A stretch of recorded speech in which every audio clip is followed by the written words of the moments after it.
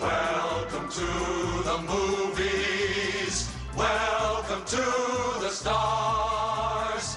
Welcome to this grand illusion. All of it's yours right through these doors. Every plot's a dilly. This we guarantee. Welcome to the movies. Wait and see. Welcome to Movie Night with Johnny Cinema, and I am your host, Johnny Cinema, with my co-host, Toby DePalma. And it's kind of a horror night. We're getting back to our horror roots. Yeah, I kind of feel like, they have Christmas in July, so we're going to do Halloween in June.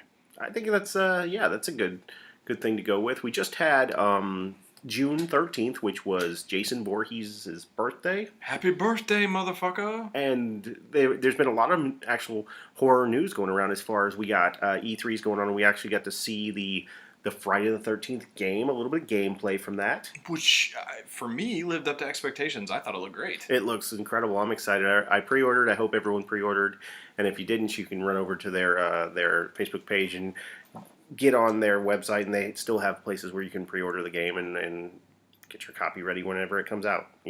But we're not here to talk about video games. We're here to talk about movies. And we had a couple really cool trailers drop. And one of which was the new Rob Zombie film 31. Yeah, okay. We've talked several times about what a big fan, I think to varying degrees each of us are, of what Rob Zombie does. I love the man as a filmmaker. I love his music, but I love what he's done. Devil's Rejects is probably one of my favorites. I love what he did with the Halloween franchise. I don't care. I'm going to defend both of them. Fuck all y'all that don't like them. I really like Lords of Salem. I think that what he does is really, really interesting. So I was really excited for this one. I gotta admit, I really dug the trailer. I love the look. I think, traditionally, his stuff looks really good.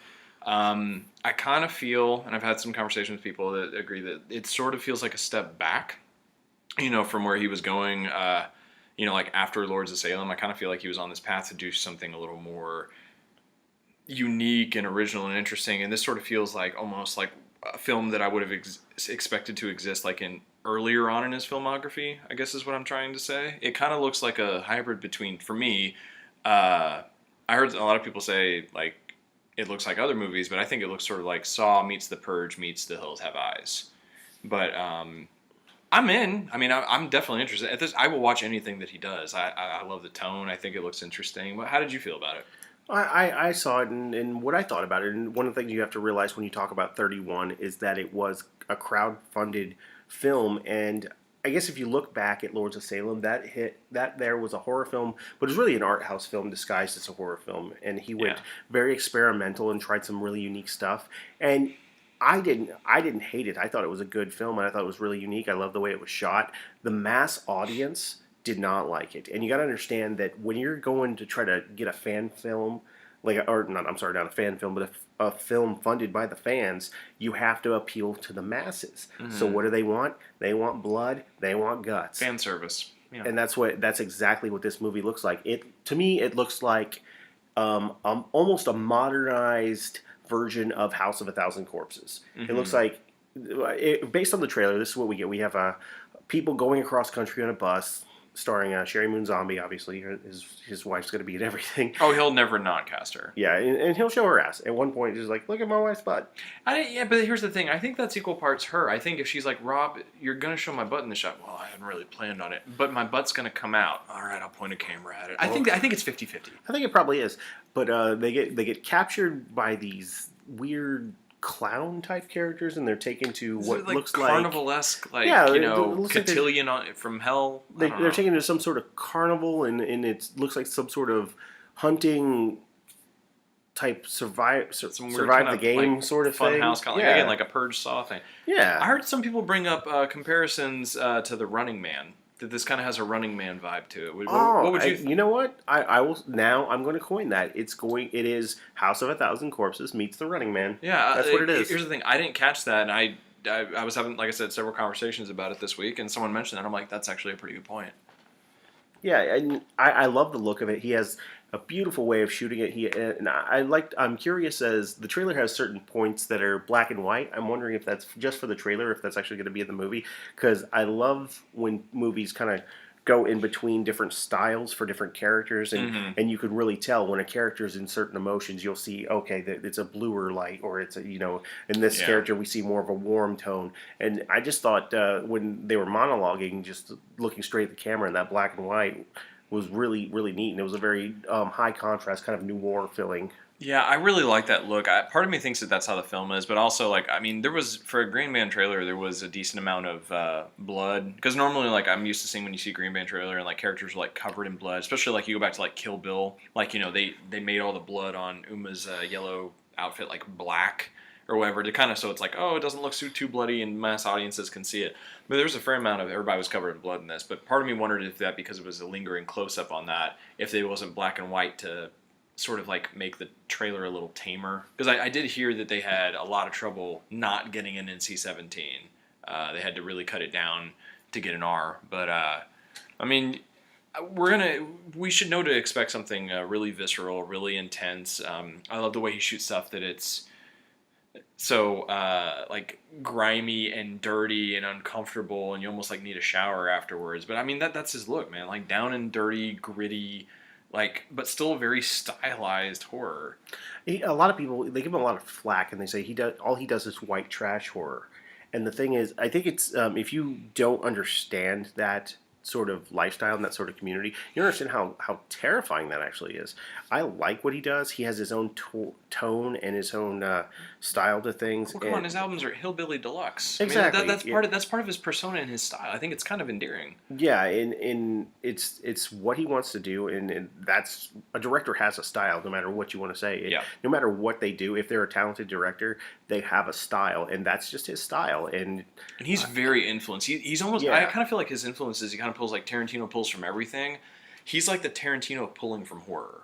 If you look at the way like he just sort of like pulls a little bit, like I mean, I love it's 4.5 hours, but the making of his first the first Halloween, Yeah. and his commentary, he's talking about how like the first half is like Kubrick, everything's just kind of on lockdown, and then once it like comes off the hinges in the second half, it's he starts pulling like equal parts from like Italian horrors, he does Carpenter, and like but everything he does just feels what I like about it, even with, I think this one kind of feels a little modern and glossed in terms of the cinematography, like modern cinematographic like techniques. And then you've got Lords of Salem was very controlled and polished. I thought was a good step forward because it felt like it was more disciplined than like the chaotic structure of a lot of his other stuff. But I like the chaotic structure, like I said, like a Devil's Rejects. Everything that he's made though, regardless in different ways, feels very 70s to me. Yeah, like it's like he is a 70s director existing in the current world, and I kind of love that. Yeah, he's even mentioned that. He even talked recently in an interview where he mentioned that he hates horror movies from the 80s. He thinks they're terrible and garbage, but he loves movies from the 70s. And I really don't get an 80s vibe from much of what he does. Like, one of the stuff that I'm feeling and pulling from is, both American and, international release, like, styles, but it's all... I can tie it up most of it back to the 70s. No, absolutely. I think the only reason he gets kind of an 80s reference is because that was really the boom period of horror. And don't get me, there was a solid amount of great horror movies that came out in the 70s, but horror really took off in the 80s as far as just pumping out movies. A little more mainstream. That's when you went to go see on Friday night. Friday the 13th and Nightmare on Elm Street, they were super mainstream type movies. Yeah. And the masses saw them, and that really was during that period where people it opened their eyes to horror movies, and there was a new horror movie opening every single weekend, and people were going. So I understand as a fan of horror and really a fan of film to go back and look at those films, especially the age range he was, because we grew up with those movies. Yeah. He grew up with the 70s movies. So he's looking at that being like, that's garbage. It's kind of how I felt about a lot of the mid-90s. Like I Know What You Did Last Summers and the Urban Legends and stuff like that, where I'm like, oh, these are terrible. And see, I really enjoy those, but I mean, like they don't hold up as much, Like I mean, I still enjoy them for, they're kind of campy ones. Actually, the one that I think kind of carries through is I still really do like the Scream series. Yeah, well, that's Wes Craven. You're gonna give it a pass. Well, yeah, come on, yeah. I mean, no matter what, we'll forgive him for his cursts. And what was the Souls movie that he did?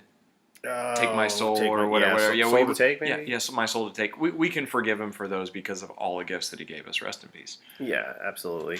But I'm going to check it out. I don't know if it'll be a theater movie or not, but it definitely... I'd like to see it in the theater. Yeah. So I'm excited to check it out. But yeah, Rob Zombie's coming back, and he looks like he's coming back with something that the majority of the fans are really going to dig. Yeah, I'm all in on this. Ticket bought. Ticket bought. Moving on from that, we actually got a chance tonight to see our first horror movie of the summer blockbuster season. Yes. And we went out and saw The Conjuring 2. I have been really excited to see this thing.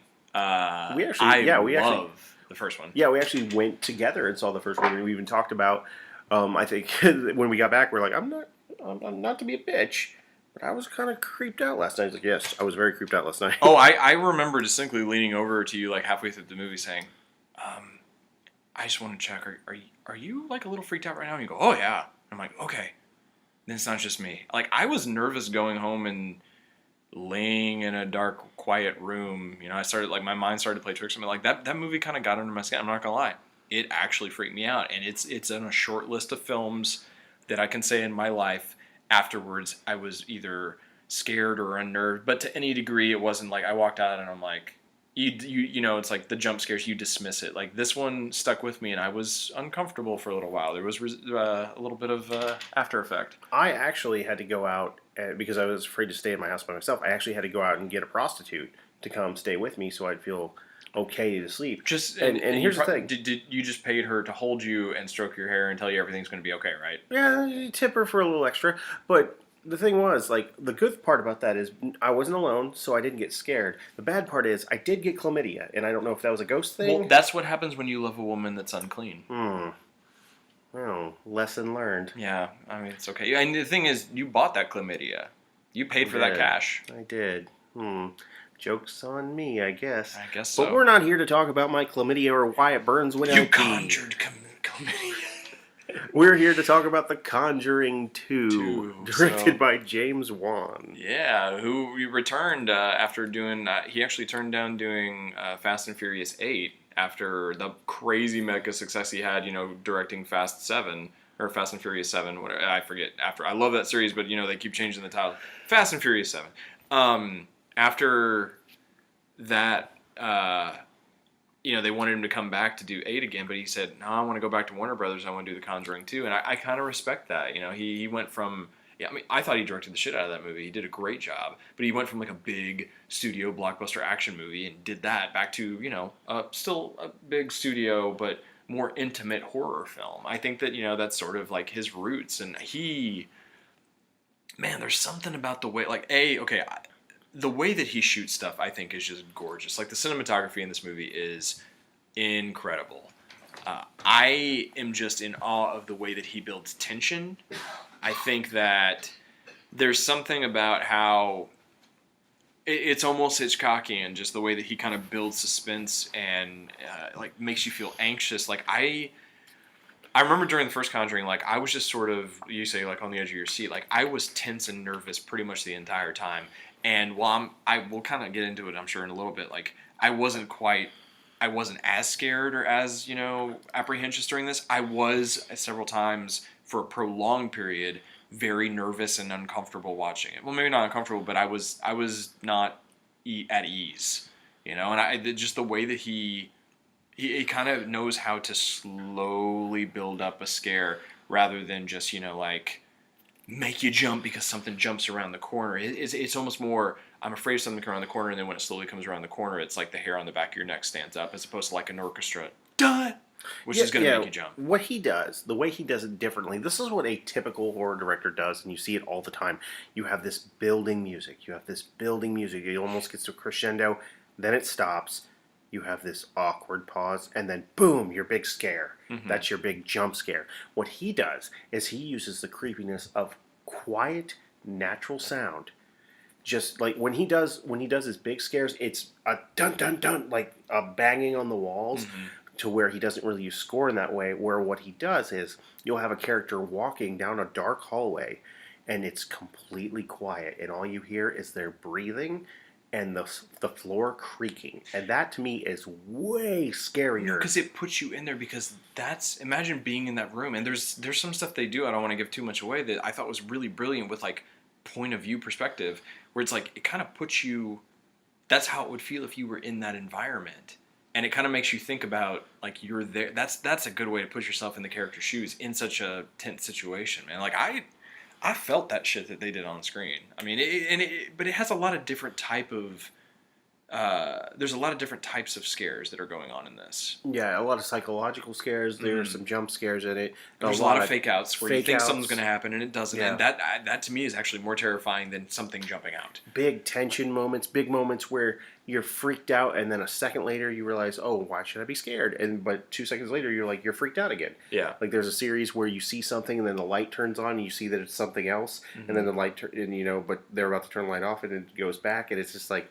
It's terrifying. And that's tough to balance, man. It's very tough to balance. He does a great job at filling suspense. And I'll tell you one thing about the acting in this was pretty solid, especially when there's a majority of child actors in there that you don't see a lot of. That's really hard for them to come across not, I don't know, cheesy or over the top, or because...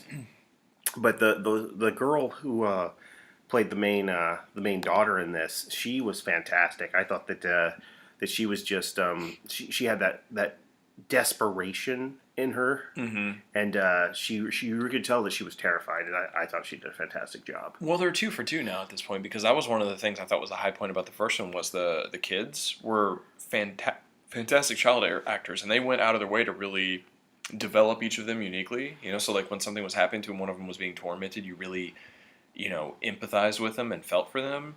And I think they did a really good job with this too. I would argue that this one, as opposed to the other one where I felt like, they focused on, like, I felt like I got to know all the daughters or whatever, the kids in the first one, like, a little bit more, and they were more individualized. This kind of felt like it was more about the one daughter, and the siblings were sort of like side characters, but you still cared about the family unit as a whole. I mean, would you agree, or how'd you feel about that? Yeah, no, that makes a lot of sense. But I liked how they did it. I like how they told the story. One of my favorite parts is just the set dressing in general. The way the house was set up and how it the choice of colors he used to make it feel lower income and make it feel dark and dank. Yeah. And so just the texture of the paint, that it wasn't just a flat paint. There was a little bit of texture to it that made it pop out. Yeah, it's really depressing. And that corner where the chair, where you could tell like that, it just felt like evil and demonic because it was like kind of rotting in that area. And it had this old chair that had been sitting there for who knows how long. But yeah, it was. I love the atmosphere that built, because there's at one point where they're staying over across the street at their neighbor's house. Mm-hmm. Same neighborhood, same basic house, because it's one of those cookie cutter type, almost military-esque housing where every house looks about the same. And their house is much brighter. It has more colors. It doesn't seem as dark or as cold, to where you go over to their house and it just feels like the life sucked out of it. It kind of feels like it's 2 or 3 years away from being condemned. Yeah, like that. That's the point, because they're not a well-off family. Yeah. So they're dealing with, the rigors of not having any income, and her being a single mother. Like, we got 4 kids. Yeah. And this one woman who obviously is struggling financially to get through everything, and now she has to deal with the demon in her house. Yeah. There are a lot of standout sequences in this one that really kind of stood out to me. Like, I'm not going in order, but the little boy with the fire engine with the tent at the end of the hall. That was I know we're talking about, like, if you haven't seen it, you don't know, but I think that was trailer creepy. Actually. Yeah, see, I actually went dark on this. I think I saw, like, the first teaser, and then I was like, I don't want to watch anything else because I don't want to read. Like, I didn't want to read about the actual haunting that they were doing. I just wanted to watch the movie because I knew if I went down that rabbit hole, I would read everything about it, and then I would know everything that's coming. And oh, this is that scene. I just kind of wanted to go in cold on this because I feel love like the first one so much. You didn't have to convince me to watch this. I wanted to. I think that one of the teasers had that fire truck scene, so it's not really a spoiler. But okay, but that whole sequence. I mean, seriously, like, that's a creepy fucking tent you set up at the end of the hall, kid. No, bad idea. But at the same instance, you can kind of relate to that, to where as a kid, you'd set something like that up. Oh, of course. But between that and the Crooked Man little Okay. box thing, Okay. just creepy. Everybody has certain things to get to them, and you make whatever, you make fun of me all you want. Some people are like terrified of clowns. Some people are terrified of like old creepy old people in a movie or something. They're the design of that Crooked Man that's on the little spin wheel animation thing, that's playing the song as they're playing with it. Like, I was thinking that better not be a thing that we see. That better not manifest in any way. And the second they started to kind of go there, I was like, nope, fuck this. And I don't know, it worked for me. That actually kind of got under my skin. Yeah, it was a fantastic design. I think it's that feel of almost like a spider-esque legs and arms that are long and can grab you. It's freaky carnival-esque Slender Man. Yeah, absolutely. It's pretty terrifying, and they did a great job of that. The cinematography in this was fucking top notch. It was okay. He was just showing the fuck off. That thing was shot so well. It was beautiful. Like, so many really intricate camera movements. Like, and I love that. Like they did whenever. If you remember in the first one, whenever they were moving into the house, he did that long continuous take where we're introduced to all the characters and the kids as they're moving in moving boxes, and it's just going room to room, and you really get a sense of, because there's no cut, like the spatial relationships between rooms. You get to get the layout and the architecture and the environment of the house. That's how we meet all the characters. Hey, will you carry this box? You kind of see how they all interact, all the siblings and the parents. And they did the same thing in this one, where like it kind of goes in, but it's going through like, windows that are over the door. It was a little more elaborate and intricate. I thought, I'm like, oh, he's doing his, let's introduce the house continuous take again. And I thought that was a nice little touch. There were so many parts during that sequence where I'm like, okay, now we're gonna get a cut, and I'm just like, Jesus. Yeah, we're just gonna keep going. And how he films through things, like the forced perspective is just really beautiful, and the movement so fluid. Like he finds some really interesting angles. I love how there's so much where you get that sort of like low angle on the floor, kind of canted, rotating push in. He's just very. I remember I like watching his style develop across his films, because there's certain films of his I just feel like they didn't work as well for me, but I can tell he's developing sort of a trademark style, and I feel like over the past few films he's really honed that to the point where it just works. And I feel like he's got his own language, and I'm gonna say, like, I feel like he's developed as an auteur into a really powerful visionary storyteller. No, absolutely, and I think he's probably one of the best horror filmmakers working today. I would agree with that. Don Burgess was he was the DP on this, and he just freaking knocked it out of the park. Oh yeah, just performed. There's a certain shot that's just, it's something really simple, but the landing in the shot in the composition of it is beautiful. They're just kind of dollying through the kitchen, and they stop at just this one moment in the kitchen through this little window as we see this little girl just swinging on a swing outside, and it's just really pretty. And then we start to push in on her a little bit. Very fluid, very. Well, and that's very that forced perspective we were talking about. Yeah. No, it's very fluid. It's just very, very elegant as a horror film cinematography can be. This is one of the better horror films I've ever seen that's been shot in the modern time. Oh no, I absolutely agree. Well, I mean, and he's shot some pretty amazing films. I mean, like from going back, let's see, like, you got Flight and Source Code, Book of Eli, all good-looking movies. He shot Forrest Gump, didn't he? Yeah, Castaway. Yeah. He did. He's been around. He works with Zemeckis a lot. He's actually kind of Zemeckis' go-to cinematographer. Yeah, he's fantastic, and I can see why he would be picked for this project. And yeah, I think even he's got some, like, a base in horror, because he did some stuff in Tales from the Crypt, which that's in some other news that series is going to be coming back soon, and this kind of worries me. Not to get off topic too long, but Tales from the Crypt posted a thing where they're looking for fans to submit story ideas for the season. No, that's not a good sign, is it? Oh, that's like, probably. Hey guys, we're bringing it back, but can you tell us what to do? Because fuck, we don't know. Oh, see, that sucks, because that could be. God, man. Now, see, here's the thing. Now I just want to go and watch, like, Tales from the Crypt all the rest of the night. Like, I loved that shit growing up. So, and that really could be a great property again like that. I mean, there's still a lot of juice and a lot of life there. So that's disappointing to hear. I That kind of feels like grabbing at straws to me. I'm all for fan interaction, but you're gonna Especially if you bring in guest directors for every episode, towards actually like big name directors that are coming in, because that's what they used to do for the series. right. Well, and that's one thing like Showtime tried to do that I really liked for a while, except a lot of the installments weren't really big. But you watched the Masters of Horror, didn't Yeah. you? Like, I mean, I thought that was a great idea, and there's something really cool about horror, like like this. It's not even really an anthology, just this episodic, unique little tales, and you bring in, they always had really good kind of cameo actors. I mean, good lord, go back and look at who all was on Tales from the Crypt. Like fucking everybody at some point was on Tales from the Crypt. Well, even in one, I think it's the second season, second season, Arnold Schwarzenegger actually guest directs one.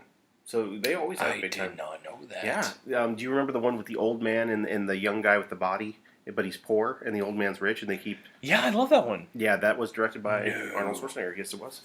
Okay, we're going on a tangent, but two of the ones that really stood out to me that I remember from that was the one with the Santa Claus that killed everybody in the house, and then there was the one where it was the blind. I just remember it ended with somebody was in a hollowed out tree trunk, and there was a blindfolded guy or a blind guy that was just like chainsawing it into segments, and it's like there was a wood cutting contest, but he didn't know there was a person in there. Yes. And it was like they tricked him into killing him or something. Yeah, I remember that one. I just remember pieces. I really haven't seen that since it was a kid. It was one of those things I had to kind of like sneak off and stay up and watch in the other room quietly because like I wasn't allowed to see it. So like I had to kind of just that was my late night horror forbidden viewing party. But yeah, man. No, I'd love to see what James Wan would do with an episode. Yeah, actually, I mean, and the thing is, I love that he approaches everything. I mean, obviously there was. This had a budget, a good budget. This was big. After how well 40 million, I believe, is what the budget was. Right, but like as well as the first one did and everything, like all of his. I mean, come on, he did. The Insidious series kicked a whole bunch of ass, like box office wise. Conjuring did a lot box office wise. Annabelle even like spent. Basically, he touches something and it does really fucking well. Saw. Let's go back to that for crying out loud. They're bringing it back. If I remember, there's going to be another Saw movie this year. Really? After the final chapter? I've heard that. I've heard they're bringing it back. Okay then. But sure, why not? But the point is, like, he could say, "I want $100 million," and I'm sure that he could do it. He did. There's a lot of stuff that requires, like, big, you can tell that's like a studio horror film, to be able to pull off some of the visuals and effects they did. But a lot of it still feels very, even though there's some digital stuff at play, very organic the way he shot things, and it still feels like there's a lot of old school,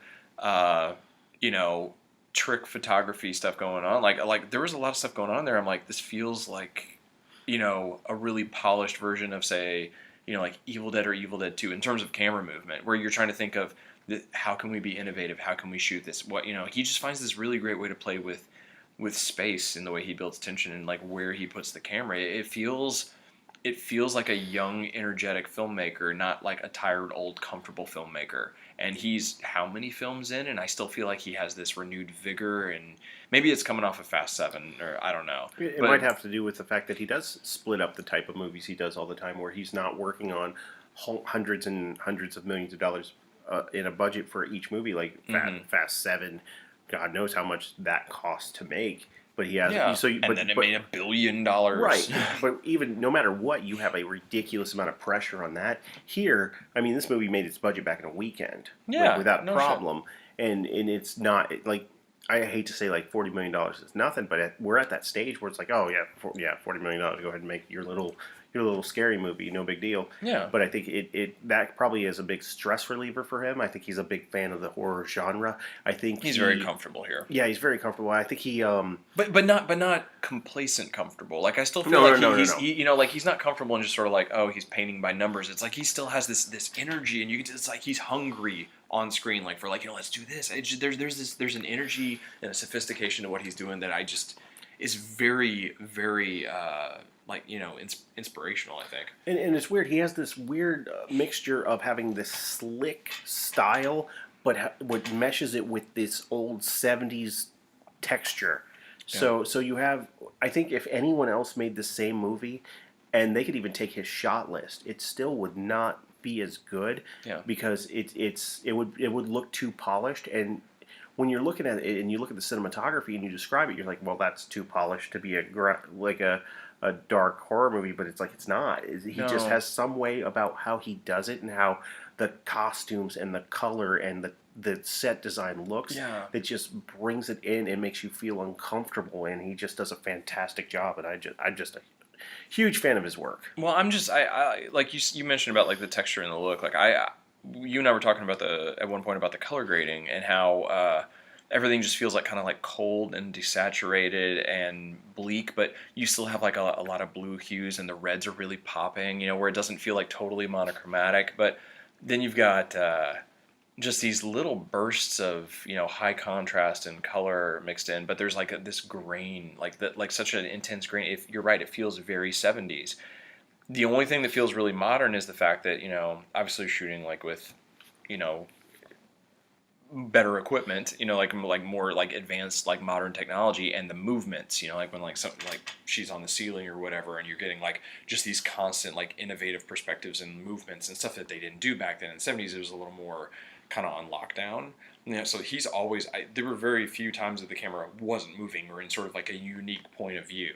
Like, you know, like some of his crane shots are like these really complex, almost like Brian De Palma-esque like overhead tracking shots. But, you know, he's not modernizing it with, you know, there is CG, but not an exaggerated overabundance. And, you know, he's not, even though I love the look of that, and, you know, regardless of what people think, there's not like lens flares flying out the ass all over in the shot. Like, it feels texturally, like the texture feels very old school and vintage, you know, and even just from the fact that the way that the sound design was, and, you know, the fact that they, you know, had everything. They're doing music like, you know, actually physically you're seeing like, oh, I mean, that's what they had back then, but they're playing music on vinyl, and all the needle drop, you know, tracks that they had there were, you know, very of the period. Like, it felt very, it was actually a really good authentic period horror just with some modern cinematography. No, absolutely. I think that the difference is if you're putting like this movie up against like a Rob Zombie movie, they both have similar traits where they use their costuming and their style and their look of things. Rob Zombie is wet hillbillies in the hot sun, and I feel James Wan is more of low-income church people. That's actually a really good comparison. I really like that because, you know, I didn't even realize until we were getting to this point that we're really essentially right now tonight talking about two things that are very heavily 70s influenced and have a 70s vibe, but in a very different way.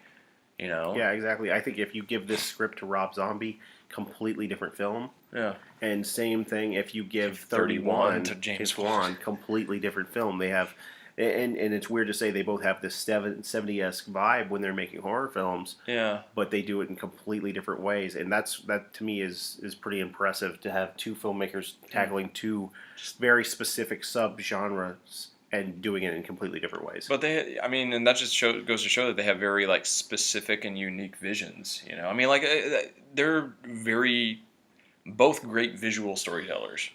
Mm-hmm. But yeah, in just very different ways. Now, we've talked about a lot of things that we liked. I want to get into a few things that I didn't like. I think that's that's important to, you know, just kind of... Oh, no, because it wasn't perfect. Let's lean on the bad as much as the good. I think I personally, if I'm going as a movie overall, I think I was a bigger fan of the first film than this one, and for a few small reasons. And this is a problem I have with James Wan.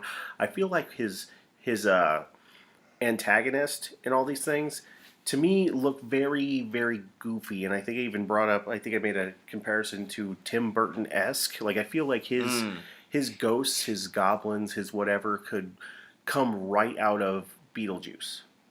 And that's just the way, I just feel that how it's designed. I wish he would have someone else design his creatures, because I'm just not a fan of how they look. I don't like it. It's kind of like you're terrified. Jason Voorhees is terrifying, and then he takes off the mask and you kind of laugh because he kind of looks ridiculous. I think you're specifically talking about the Crooked Man right here, aren't you? Not just the Crooked Man, because yeah, he was ridiculous, but the demon who took on the nun. The demon nun? The demon nun. Like, I thought that was pretty... It was kind of... I've heard a lot of other people say this.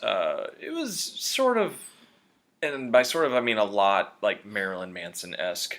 But overall, I liked it, and I think it was effective. But, you know, it did have that... I mean, he's got his look for his ghost. Just like when you look at something in, like, a Tim Burton movie, you're like, oh, well, that's Tim Burton. Like, you know, he has his style of the way that, like you say, his antagonist looks. I don't disagree with you. I think it works for me a little more than it does you, but I will get behind you. Like, I didn't like the way that the designs looked in, say, like Insidious, which everybody seems to like. I find that weird, because every time I see that, like it's laughable to me. It looks his design for that creature in Insidious to me looks like About Redface, you mean? it Or looks like whatever? they Yeah. weren't finished. It looks like they weren't. It looks like Darth Maul to me Yeah, from Star Wars. it Honestly, does. It looks like it's like, well, this is what we got. It's like they're showing the studio and they're like, well, we got about 4 more weeks to go. This is what we have so far. The special effects, the effects team are really working to try to enhance this to make it look better. And somebody in the studio goes, "Nah, we need that out in theaters this week. Let's just send it that way." yeah. But to me it looks ridiculous. And don't get me wrong, this stuff looks better. But the nun, I think I mentioned, what she looks like to me is if you go in and buy makeup from the costume store, that really cheap makeup, and they have that picture on the side of what it's supposed to look like, but then you only have that one disc of like white paint and then a little stick of black, and you're like, how the fuck am I supposed to make that out of this? Yeah. But it looks like badass. That's what she looked like to me. She looked like that badass picture on the side. There's no way you could make with that little stick. You can of look black. like this. Yeah, exactly. But that bothered me. I didn't like some of the dialogue towards the end. I thought it was very Hollywood-esque for an ending. I thought it was too. It was Everything's gonna be okay. It was wrapped up a little neat. I'll agree with you on the ending and some of the dialogue. I thought I kind of feel like the whole bit with, if you've seen it, the old man. You know, like, essentially they do a lot of the same stuff. I'm trying to avoid getting into too spoiler territory, but they kind of do the same thing, sort of, as the first one with, you have all these other apparitions or whatever, and then, like, it turns out that there's, like, mega ultra ghost, or, like, it's like in the first one was like the witch or whatever, and I knew they were kind of building to that with this because, you had several different apparitions that were kind of haunting everybody. You knew that there was going to be a big bad that they were building to, which they had already kind of like revealed. But the stuff with the old man, I thought some of it was creepy, but at the same time I was like, if this ends up being the main reason to be afraid, this is not good for a sequel. It feels like a huge step backwards. Some of it worked, some of it didn't. Like I said, I kind of feel like we got to know the kids a little more individualized in the first one. And it's not that we didn't get to know the other ones in this one, it just didn't quite work as well. I felt like some of the scares and some of the set pieces, even though there were great set pieces in here, there's a lot of stuff that kind of felt like it was, I can directly correlate that to a scene from the first one, and it kind of like repeated itself. It's like in a different house, in a different, area, and it wasn't exactly the same thing, but there were a lot of similarities. That doesn't bother me too much, but it is noticeable. I thought I walked out of the first one. I actually got really, like I said, nervous and tense during the first one. I walked out admitting, and I don't like to, because horror movies don't scare me. That's why I'm like, it doesn't scare me. Like, you know how to make movies, and you see enough of them after a while, you're just numb, and you're like, no, that's not terrifying, that's entertaining. That's a thrill ride. The first Conjuring actually freaked me out, and that's part of why I like it so much, is because it joins a short list of movies I can actually count and say, yeah, that freaked me out or got under my skin to some degree. This one I was tense and nervous, but not at all like the first one. Like we just saw it, and I've kind of shrugged it off at this point. So I don't really feel it's quite as effective. I don't know if that's because I've seen the first one and that balloon got popped for me, or if it's a fault of the film. I can't quite tell. But part of me is telling me it's just the film isn't quite as effective. I think it's really, really good. I like that they tied in some story threads from the first one and this one with Ed and Lorraine's relationship, and they actually directly reference some stuff that she had that wasn't answered in the first one without giving it away. I thought that was pretty clever. I just feel like we got a lot more character moments to kind of get to know them and who they are in the first one, which is weird because this one is way longer. It's like 2 hours and 15 minutes or something. Now, I've heard a lot of people complain about the runtime, that they think it's way too long and it's bloated. I actually never got bored. I felt like for as long as because that actually is long for a horror movie, it didn't. I thought it flowed pretty well. Yeah, it flew by, and honestly, even the quiet moments, like where they're in the basement, the mom and the neighbor, and they were like, the washing machine broke, because I had to flood the basement. All those little like character bits where you just kind of get to spend time with them, I thought were pretty good. I felt it was a little awkward because this is what I remember was like New England or something, or London. Where was it that they were? Oh, for this one? Yeah. They were in London. In London, yeah. Okay, so like they're over there, and when they're like we get the stuff that haunting before, we know Ed and Lorraine are going to come and check it out or whatever, because of course they are. But it was kind of awkward, I thought, for the first like third, jumping back and forth between Ed and Lorraine doing their thing and the stuff that's going on, and like, okay, let's just get them to the house a little bit sooner. But it never really lulled. I thought the pacing was fine. I'm just trying to be critical for the sake of not gushing over it. Like I said, I love the first one. I really like this one. Did I like the first one better? Yeah, I like the first one better. I thought it was more effective. I think it's a better film, but I don't think this one's bad by any means. Like if I was rating them, not to jump too far ahead, I would say I'd probably give the first one 4.5 out of 5 stars, and I'd probably give this one right now. I might need another viewing, and I could sour, but as I am right now, walking out of the theater, I'm sitting at a 4 out of 5. I don't know if that's going to hold. I could go down, but since it's a little bit less, that's kind of where I'm feeling. No, I would 100% agree with that. I think that would be my rating as well, and it gets bumped so high. I think cinematography-wise alone, it to me, that gives it a 3.5, and all it needs is a little more just to push it to that 4. So I'm definitely going to give it a 4. There is a sequence at the end that I at the very least, regardless of where I am, if I was sitting at 3.5, it's getting, like you said, it's getting bumped up a half a star just for one scene, and that's that sequence with the steam, with Patrick Wilson's character towards the end, where he's sort of like we're getting a POV, and like there's just the building of tension as he's walking through.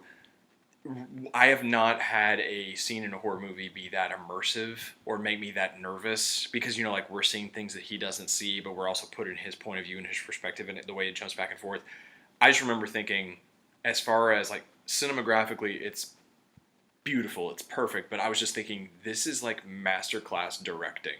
Like Juan knew how to build suspension and put you in an uncomfortable, tense viewing, mindset. I just thought that was, it reminded me of like when I watch a Hitchcock movie and he's like just pulling the strings of like, feel this way, be afraid of this, build this up, pay off. Like I just thought he was effortlessly fucking with us and playing with us, and I thought that was fantastic. That sequence alone was a standout that, regardless of what I am, I'm going to bump it up a half a star. Yeah, and if you're out there, a new trailer just dropped this week for the next Resident Evil game, Resident Evil 7. The VR one? Yeah, the VR one. And if you get a chance to go check out that trailer, because it's very similar in tone to what we're talking about, and it's pretty incredible, and it leaves you with kind of an unsettling feeling. But I can't think of anything else I really can say about this negatively. I think it's a very solid horror film, which we need more of those. I'm always worried. Like we talked about, Lights Out was one of the trailers, and we were watching that. And there are some things that are interesting about the trailer, but that's based out of a short film that came out a couple years ago that was highly touted, but it was also only 5 minutes.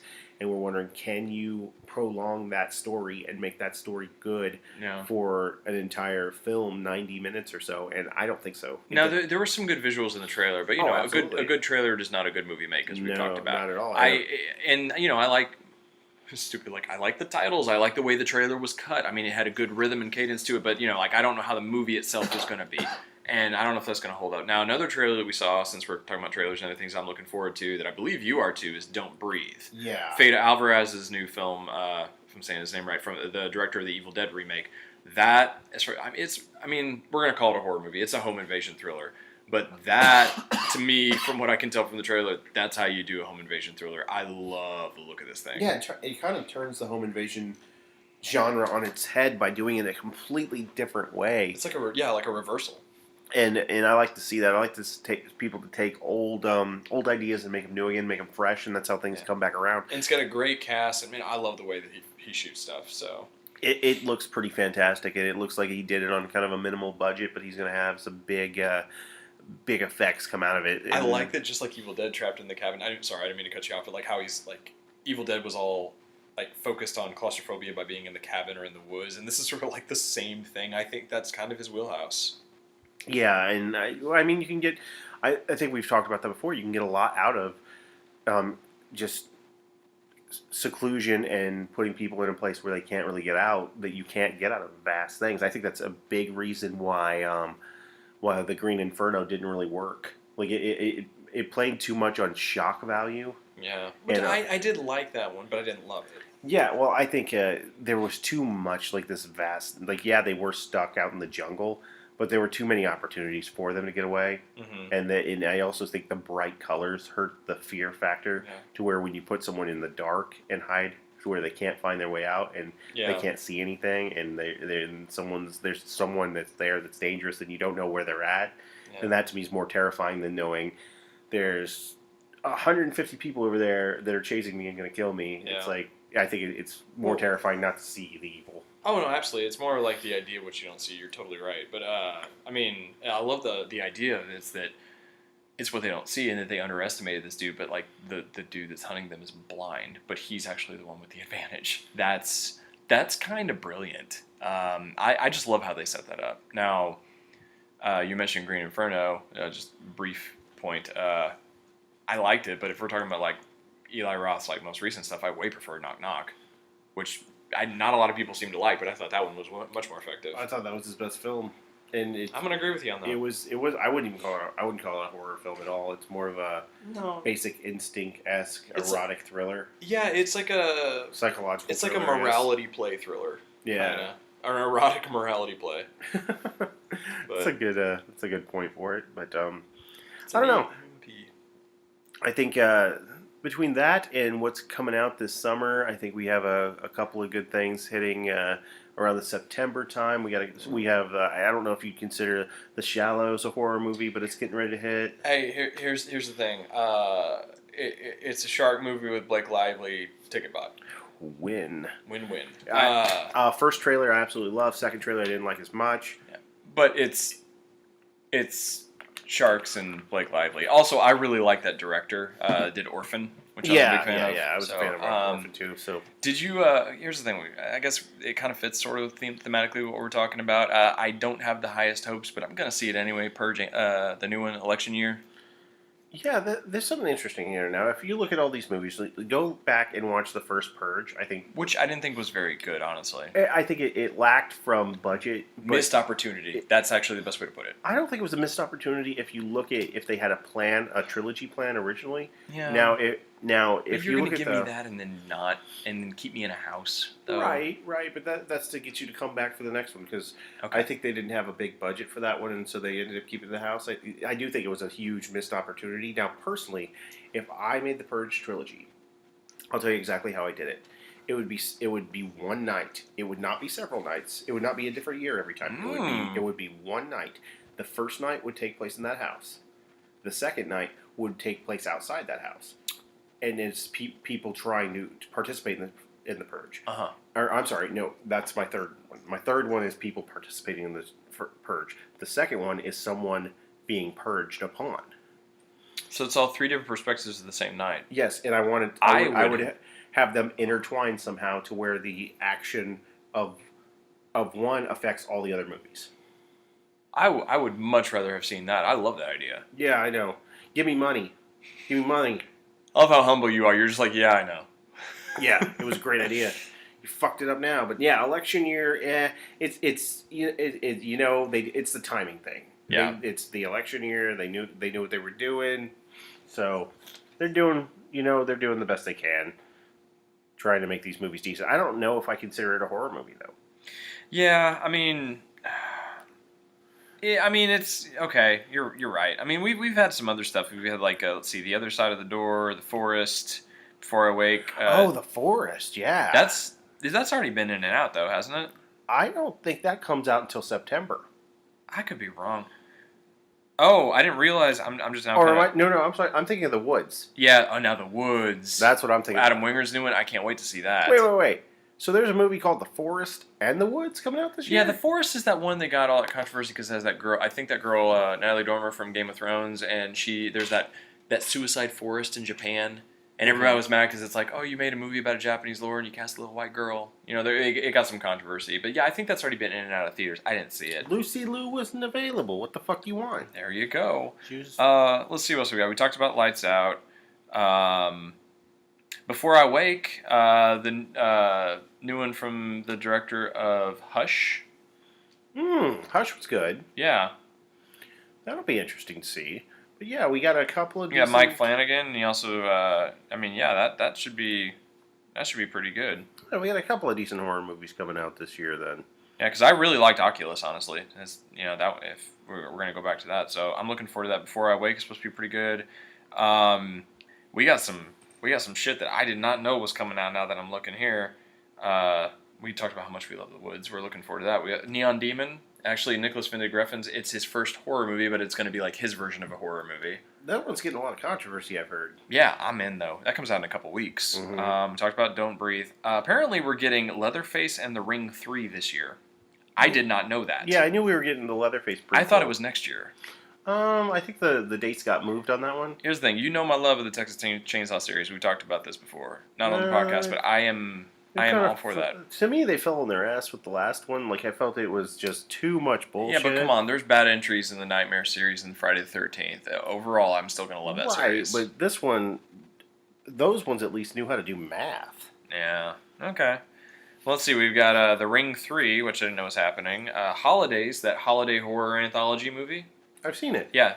Oh, you've seen the movie? Yeah, it's good. Oh, I never. Okay, well, I missed that was out. Yeah, it's on VOD. You get Ouija 2, Amityville: The Awakening, which I heard got pushed back. So there's a fair amount of, actually a decent horror year. And I believe there's a series coming to Netflix that's kind of horror-esque. Yeah, Stranger Things or something like that. Yeah, Strange Things. Strange Things. Yeah, that looks pretty good. The Greasy Stranger. I saw stuff about the trailer for that popping up this week, but I didn't watch it. That's actually my biopic. There you go. James Gunn wrote a script for this one. It's coming out called The Belko Experiment, which I'm hearing really good things about. We're getting that this year, too. And then I'm a big fan of Sadako versus Kayako. It's basically The Ring versus The Grudge. Yeah, J-horror standoff. They were doing a ridiculous amount of promos for that. They had a baseball game where like one was pitching against the other in Japan. Japanese. Oh yes, I watched that. The Japanese are crazy. Oh yes. But no, there's Japan. You so crazy. You so cray. But no, we're getting a bunch of interesting things this year. I'm kind of hoping that we get a little more quality. Like I'm gonna say The Conjuring is definitely a quality installment this year. And sometimes with horror, I love it unconditionally. It's my heart. It's got that spot right there. But there is sometimes a quantity over quality argument that is fairly valid. This is the I truth. will watch them all. That's fine. But I just hope we get some other good ones. Yeah, I think it should be interesting to see what we got coming out because there's a couple. I think next year is going to be the big year because we got a new Friday the 13th that's rumored. They're talking about possibly doing another installment of the Nightmare series or rebooting that again. I think there's a Child's Play 7 on the horizon. Holy shit! So it's going to be. When are we gonna get the Expendables of horror movies where you just put them all in one? Well, actually, you're talking about Death House. Which is it's not all okay. The characters. I feel like I'm out of the loop. It's not. It's all the characters. The teaser trailer is actually out for it. Son of a bitch. And what it is, it's not the characters, but it's those actors all put in a sort of it's. Okay, yeah, I remember hearing about. I didn't see the trailer, but I remember hearing about. Yeah, that they just have a teaser out right now that looks okay. I'm kind of scared because I don't know. But here's the thing: I want the Expendables like let's put all. Well, okay, no, the Expendables is action stars playing different characters, but we had Freddy versus Jason. Let's just throw them all in a death match, man. Yeah, but do you realize how they're owned by so many different companies? It'll be the worst. No, it'd be a terrible movie. It'd be a terrible movie, but I would watch the shit out of it. I'm more talking about the logistically. There's no way you could get New Line to work with. Oh, they blah, would blah, never. blah. They would never. With MGM, with Paramount, with Warner Brothers, nobody. It would never happen. There's some weird one that probably owns the license to some you can't have Pumpkinhead. Magnolia has Pumpkinhead. We bought the rights. And then Phantasm comes in with his bladed ball on everybody. Shit just gets real. Children of the Corn facing off with Chucky. It'd just be chaos. Be absolute chaos. And speaking of chaos, that's what this show has been. And we just kind of went off the map there. So anyway, go ahead. If you get an opportunity, go out and check out The Conjuring. I think it was a solid film. Definitely. If you like horror film, if you like good suspense, if you love good cinematography, it's definitely worth your time. But I would definitely check it in theaters. I thought it was a good experience. Yeah, it has a good. I think that one plays really well on the big screen. So yeah, so go ahead and do that. And thank you for listening to this week's Movie Night with Johnny Cinema. I am your host, Johnny Cinema, with Toby DePalma, and we're going to see you at the movies. This is my home. Get out now. No, this is not your house. Now, what's your name? My name is Bill Wilkins, and I'm 72 years old. What do you make of that voice? Sounds confused. Is he senile? The voice on this tape is coming from an 11-year-old girl. They're calling it England's Amityville. There is a family that desperately needs our help. After everything we've seen, there isn't much that rattles either of us anymore. But this one still haunts me. Does it feel like the voice is coming from inside you? More like it's coming from behind me. Like I'm being used.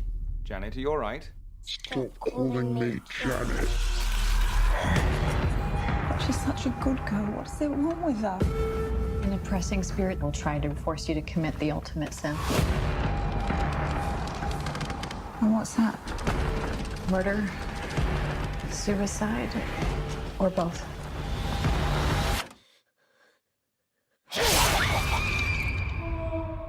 You believe us, don't you? Sensing a presence? I'm not sensing anything. All I can sense is their own fear.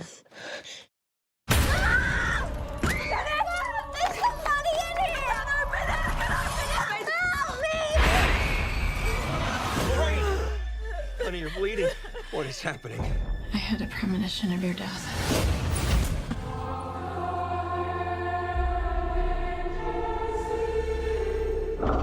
Who's that? The family's just a pawn.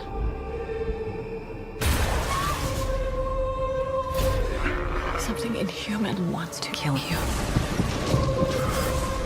If we keep doing this, you're going to die.